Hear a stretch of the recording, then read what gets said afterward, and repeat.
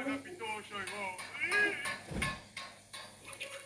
Την επόμενη τρύπα θα την κάνω πάνω σου. Λες να ήταν αυτός. Νομίζω πως ήταν αυτός. Στρατιώτη, είπα, μικρός λευκές. Εκεί. Πιγκουίνι! Βοήθεια! Ο Ρινόκινος θέλει να μου ξεσκίσει τις σάρκες!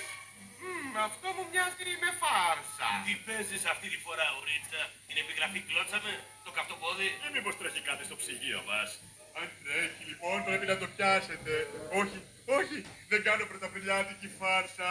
Αλήθεια! Σου μοιάζουμε για χαζί. Λοιπόν, το φρύδι σου είναι λίγο θυμωμένο. Τι, δεν είπα τίποτα για τις γελίες φτερούγες σας.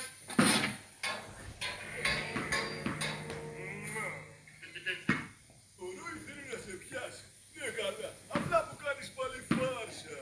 Βασικά, αν σου έκανα πάλι πλάκα, θα έλεγα